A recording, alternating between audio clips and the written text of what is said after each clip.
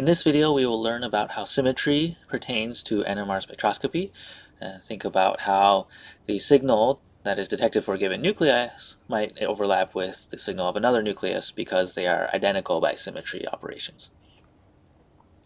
So one important consideration for NMR is that most conformational changes of a molecule are going to be fast on the NMR timescale.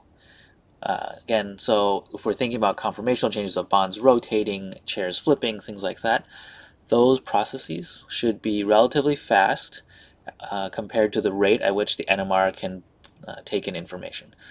So analogy for this would be, for example, if an object is moving very fast in front of you, your eyes do not operate at a time scale that's fast enough to see that object clearly. Instead, you see a blur because you essentially saw an average of the object at multiple positions.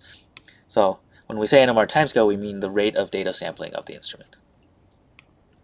The conformational changes then can allow certain nuclei to appear exactly the same to the NMR instrument. So let's take a look at this molecule, just methanol. So in methanol, there are a few different conformations, and if we look at the left drawing right here, in this conformation I have the blue hydrogen closer to the red hydrogen, and that would make you feel like the red hydrogen might be a little different from the orange one. Well, of course, we can rotate around this carbon-oxygen bond and kind of rotate the methyl group, thus now making the orange one take the position of the red one, and so on and so forth down here. And you can rotate and get to the case where that black hydrogen is now in the place of where that red one was originally. And so the point is that this rotation around this carbon-oxygen bond is happening fast enough, according to the NMR instrument at least, that the NMR can't tell that there's a difference of this hydrogen being up here, or it being down here, or it being over there. So because it can't tell, then what it sees is that there's one signal corresponding to those three hydrogens. The symmetry of a molecule itself can also lead some nuclei to be equivalent. So for example here, both the molecule of ethane and a molecule of benzene, those have a lot of symmetry in them, and that results in both of them having exactly one proton NMR signal and one carbon-13 NMR signal. So for benzene, if you look at this, there's 6 total carbons, but all 6 of them are the same because I can kind of rotate that molecule around and have it look exactly the same. So then the NMR can't tell if that's happening, so it just views all 6 of those as being the same. And so given a molecule, one of the skills we want to build is the ability to predict how many different signals we should expect to see in a proton NMR and a carbon NMR. So let's look at the carbon-13 NMR of this molecule, propofol, which is kind of a anesthetic. So if we're looking at this molecule, I think we can appreciate that there's a plane of molecular symmetry down the middle, where the left side of that molecule is the same as the right side. So what that means is that if I'm thinking about the carbons, then everything on the left has a partner on the right. So those 2 carbons should be equivalent to the NMR. Same with those 2, and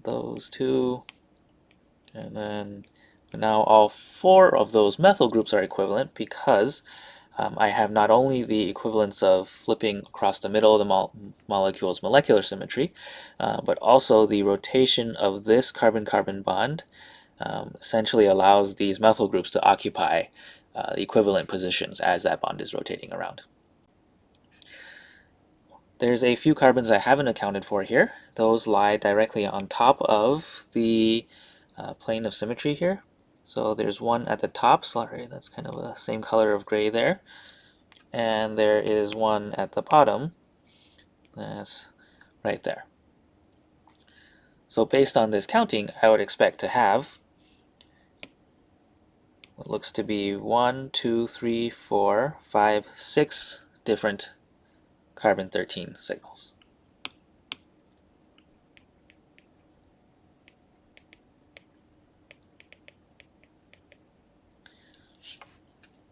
The logic is the exact same when it comes to hydrogens. I've already done the work here of kind of labeling all of the different carbons, so I can go through and apply that to only the carbons now with hydrogens on them. So the methyl groups certainly have hydrogens on them. The carbon right here in the middle definitely has a hydrogen, it's a CH type of carbon. The top carbon of the benzene ring has a hydrogen on it, and then the two next to that have hydrogens on it.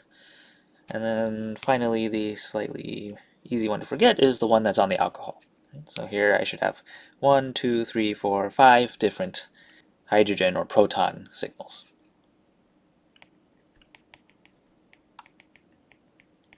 And so this is an important skill because when doing a chemical reaction, you make an unknown product, and the NMR will help you figure out a little bit about the structure of that product.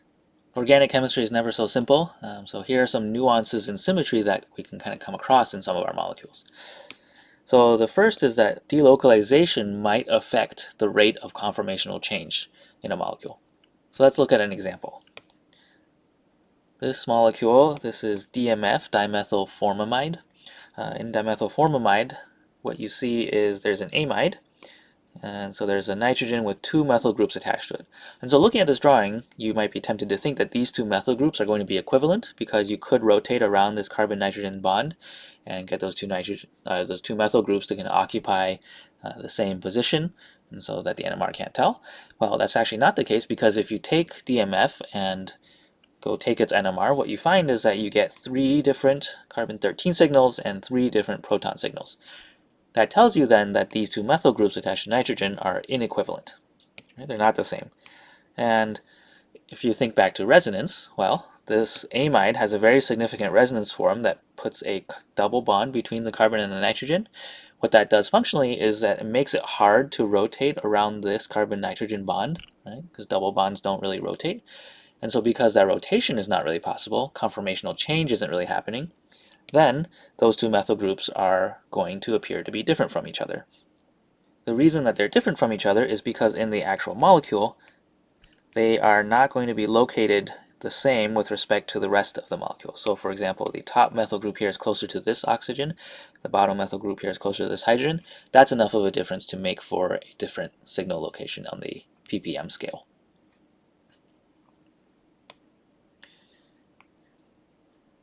In cycloalkanes, we often get differing kind of faces, is how I think about it. So kind of the top face of the cycloalkane will be different from the bottom face.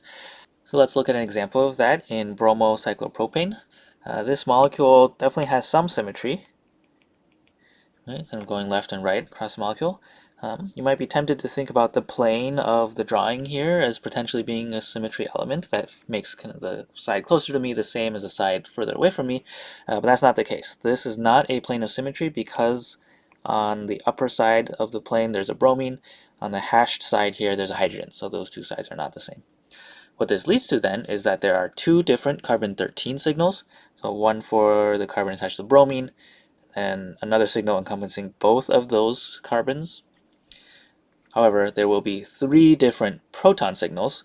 So there's one, kind of the hashed hydrogen behind the bromine here, and there's going to be one signal for the 2 hydrogens that are wedged on the cyclopropane, and a different signal for the 2 hydrogens that are kind of hashed below that gray plane.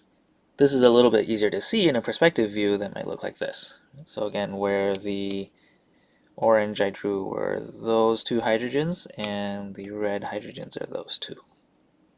So now we're going to look at some terminology that we use when it comes to the relationship between 2 groups in a molecule when it comes to symmetry. So in a molecule, when you have 2 groups that you're comparing in one molecule, the relationship between those groups and the rest of the molecule is called topicity. So there are 3 types of topicity. So groups can be homotopic, they can be enantiotopic, and they can be diastereotopic. And so I think these 2 prefixes of enantio and diastereotopic can really bring you back to stereochemistry, and so there's a lot of connection to stereochemistry here. All right, so let's look at homotopic groups first. Homotopic groups in a molecule are always equivalent. So an example of that would be in dichloromethane. The red and orange hydrogens are always the same. There's no way for you to distinguish them apart from each other. Enantiotopic groups are equivalent unless the molecule itself is in a chiral environment. So an example of that would be for a molecule of butane. The red and orange hydrogens here are the same in terms of kind of down the plane of the page, there's a symmetry plane. However, if I took a molecule of butane and put it into a chiral environment, such as the human body, or an enzyme, or if I put it in solvent that's chiral, that's going to cause the red and the orange hydrogens to be different. That is called enantiotopicity. Finally, we can also have a situation where the two groups we're considering are always different from each other, so they're always inequivalent. And so that is usually the case when there is some sort of stereochemical configuration in a different part of the molecule from the two groups that you're comparing. So when it comes to NMR, the reason this is important is because if two groups are homotopic, they will always have the exact same signal. If two groups are enantiotopic, then conventionally, under vast majority of cases for NMR, we will only see one signal for both groups. When groups are diastereotopic, however, we will see them as independent and different signals. So it is possible to determine the topicity of groups systematically. So rather than kind of looking at a molecule and looking for symmetry elements that might relate one group to another, making them equivalent or not, you can do what's called the substitution method and go through and replace each of the groups that you're considering with just a dummy group, and then compare the outcome. I think this is best seen through example. So if I'm comparing these two hydrogens and I'm asking the question, what is the topicity of these two hydrogens? What you do is you take one hydrogen, so I'm going to take the left one here, replace it with a dummy group, I'll call Q, make a molecule. Then I will make a second molecule where I've replaced the other group, in this case hydrogen on the right, with the dummy Q again. So then I've made two new molecules, and what I do is I go through and compare these, and if I find that these two molecules are identical to each other, then these two hydrogens are homotopic. If I do the same thing now with these two hydrogens, so again, replace one with a Q, replace the other with a Q, and now compare. If you're looking at this, what I've actually created now is a pair of enantiomers. And if I create a pair of enantiomers, then the two groups that I was thinking about, those are enantiotopic. The logic is similar for diastereotopic groups. Do the same substitution method, and what I find is now I've created a pair of diastereomers. And so these two hydrogens are diastereotopic.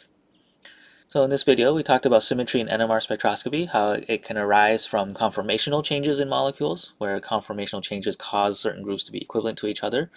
And it can also arise from molecular symmetry. So if the molecule has an internal mirror plane or a rotation axis, then nuclei will appear identical to each other.